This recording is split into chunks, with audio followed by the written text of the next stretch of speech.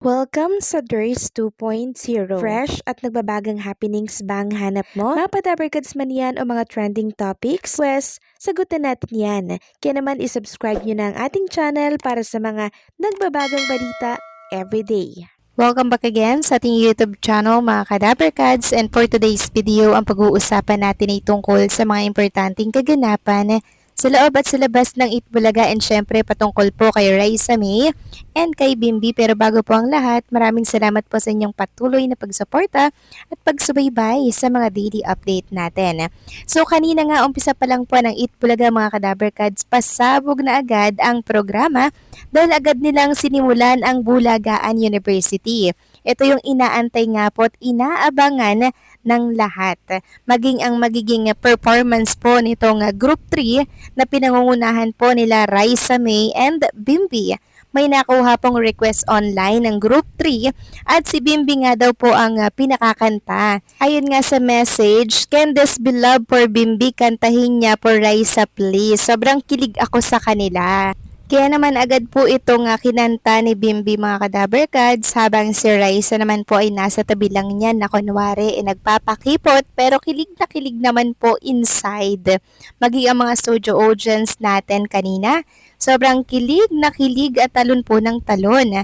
Hanggang sa umupo na sila Raisa at Bimby habang kumakanta nga si Bimby, at hindi na nga po nakapagpigil si Bimby. Inakbayan niya na po si Raisa May Dizon. Tapos nung patapos na po yung song ni Bimby, pinakat yung tugtog nga po sa Pedro Band dahil nakalimutan niya daw po kunwari yung lyrics sa huli. Kaya ang mga audience kanina sigaw ng sigaw at tinuturo nga po yung lyrics na "I love you." At sa huli nga po, binigkas din niya ni Bimby kay Raisa May habang nakatingin si Bimby kay Raisa. Hindi ito kinaya ni Raisa May mga Kadabarkads. Sobrang kinilig din po siya, kaya naman ang ginawa ni Raisa May, nag-walk out po siya sa saya, tumakbo siya sa studio audience. Kaya naman ang ginawa po ni Bimby, hinabol po ni Bimby mga Kadabarkads at sinundo si Raisa May. At alam nyo, pagbalik, ito yung kinawindang po ng marami, maging ng mga Itbulaga host. Dala-dala si Raisa May or karga-karga po mga Kadabarkads. Sobrang saya at sobrang aliw talaga mga Kadabarkads. Samantalang during the age is right naman,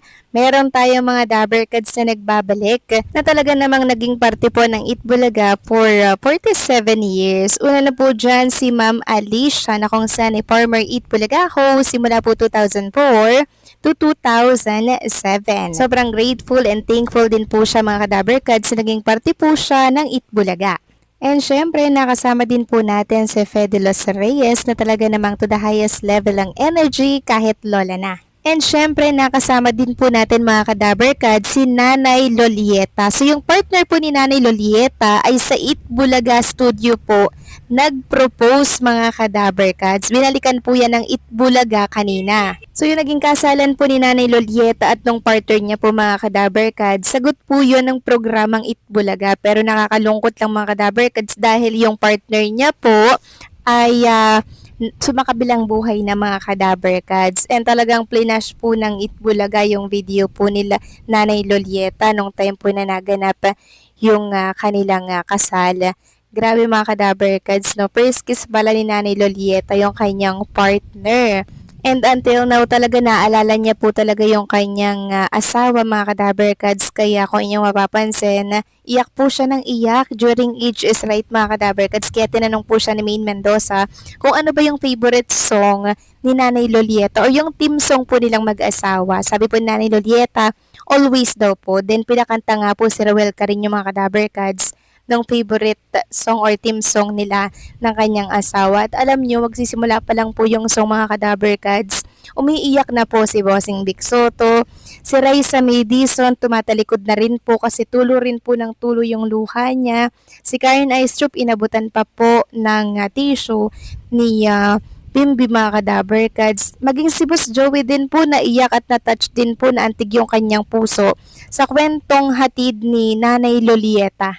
Maging yung studio audience din mga Kadabarkads kanina, nagiiyakan din po sila mga Kadabarkads. Grabe, talagang napuno po ng iyakan ang Itbulaga dahil sa kwento po ni Nanay Lolieta. Nakakaantig naman talaga. Maging ako rin naman mga kadaber kads habang pinapanood ko po ang Itbulaga, yung kwento po ni Nanay Lolieta, naiiyak din po ako. Kasi alam niyo yun, sobrang sakit lang po nun, 'di ba? Na after ilang taon, nawalay na din po sa'yo yung inyong asawa. 'Di ba mga ganyan. Tapos yung team song, kinakanta pa, 'di ba? Sobra talaga, yun talaga yung nakapag-trigger po ng pag-iyak yung kanta po ni Ruel Carino mga Kadaber Cats. Pero kahit na wala na po siyang partner, naiwan naman po mga Kadaber Cats sa Itbulaga yung video po ng kasal nila ng kanyang partner. Kaya bibigyan nga daw po si Nanay Lolieta nung copy po ng video mga Kadaber Cats ng kasal nila. Since umiiyak nga po si Raisa Madison mga kadaber kads kanina, pinakalma po siya ni Bimbi. Talagang nilapitan po ni Bimbi si Raisa May para patahanin po siya mga kadaber kads. Tapos si Bossing Big Soto naman, meron siyang sinabi kay Bimbi. Sabi po niya, paano ba yan Bimbi? After 50 years mo pa mahalikan si Raisa May. Tapos ito yung sagot po ni Bimbi. Okay lang Bossing, worth the wait naman po. Willing to wait naman si Bimbi mga kadaber kads. Samantalang pag-usapan naman natin ang tungkol naman po dito sa di umano'y pagsiselos daw ni Bimbi kay James Reid sa ginawa daw po kay Raisa Madison mga kadaber kads. So, hinahawakan po kasi ni James Reid si Raisa May mga kadaber kads. Kaya naman ang mga netizen abay napakomento tungkol dito. Kaya daw po napamiss call itong si Bimbi dahil nga daw po sa selos mga kadaber cards. Ayun nga po dito sa lumabas, yung kilig na kilig ka kay James Reid pero pinigilan mo dahil naka-watch si Bimbi sa'yo. Ayun, napamiss call tuloy. So yun pala yung dahilan kung bakit nag-miss call si Bimbi. Tapos na makita nga po ni Raisa May na nag-miss call si Bimbi, tumawag na po si Raisa May mga kadaber cards. At ito nga daw po si Bimbi ay nanonood ng Itbulaga kahapon dahil wala nga pong schedule si Bimbi mga kadaber kads. Kaya naman, sabi po nila doon, sakto lang, na-miss daw po kasi niya si Raisa May. Kaya pala siya nag-miss call to remind na, uy Raisa ha, tumigil ka dyan. Kasi kilig na kilig nga naman po si Raisa at pigil na pigil sa kanya nga kilig nung mag-guest nga po si James Reid. So sino bang hindi kikiligin dito kay James Reid? Sobrang pogi mga kadaber kads. Tapos ang tangkad, ang puti, tas ang slim pa, 'di ba? Si James Reid talaga yung titilian Kahit yung mga, alam niya, mga Becky, talagang may in love po sa kanya mga kadaber kads. And syempre, siya yung parang ideal guy mga kadaber kasi talagang pinapantasya ng mga kababaihan, maging ng mga, alam niyo yun, mga Becky, 'di ba? Gustong-gusto po nila yung si James Reid. Pogi na, 'di ba? And also mabait pa. So paano mga kadaber kads? Hanggang dito na lamang po ang update natin, at maraming salamat po sa inyong patuloy na pagsuporta.